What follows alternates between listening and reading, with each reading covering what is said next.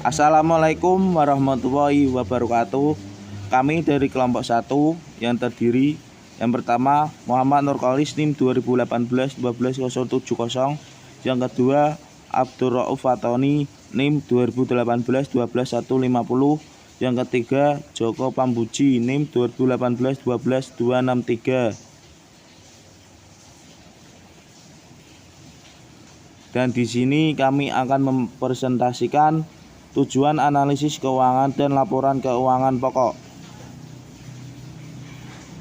Analisis bisnis adalah evaluasi prospek dan risiko perusahaan untuk tujuan pengambilan keputusan bisnis.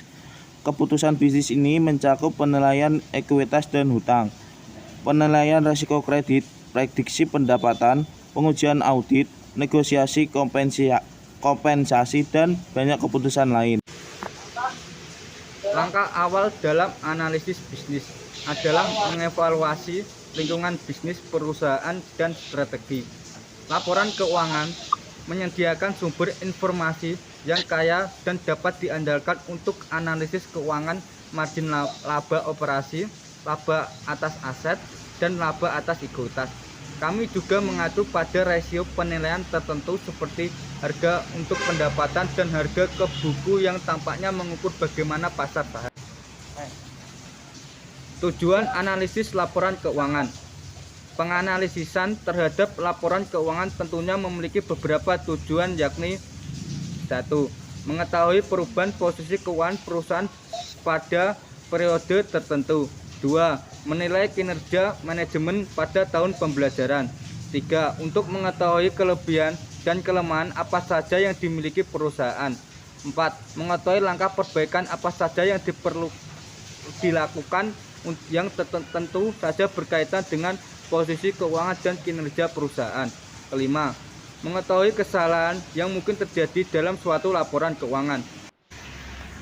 Laporan keuangan pokok.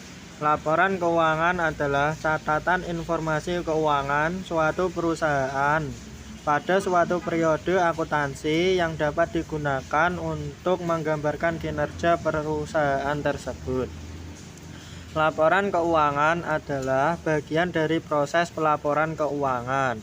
Laporan keuangan yang lengkap biasanya meliputi yang pertama neraca. Neraca merupakan suatu ikhtisar yang menggambarkan posisi harta, utang, dan modal sendiri suatu perusahaan pada suatu periode.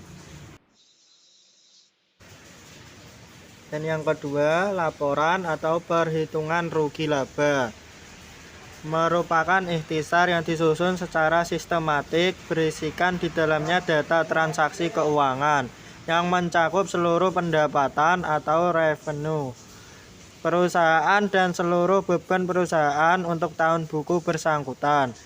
Dan yang ketiga, laporan perubahan posisi keuangan. Laporan ini yang mencantumkan semua transaksi dan keterjadian perusahaan yang mempunyai konsekuensi kas. Dan yang keempat, laporan perubahan ekuitas. Laporan perubahan modal adalah ringkasan tentang perubahan modal yang terjadi dalam suatu periode tertentu. Dan yang kelima, catatan atas laporan keuangan. Catatan atas laporan keuangan meliputi penjelasan naratif atau rincian jumlah yang tertera dalam neraca, laporan laba rugi, laporan arus kas, dan laporan perubahan ekuitas, serta informasi tambahan seperti kewajiban, kontingensi, dan komitmen. Sekian dan terima kasih. Wassalamualaikum warahmatullahi wabarakatuh.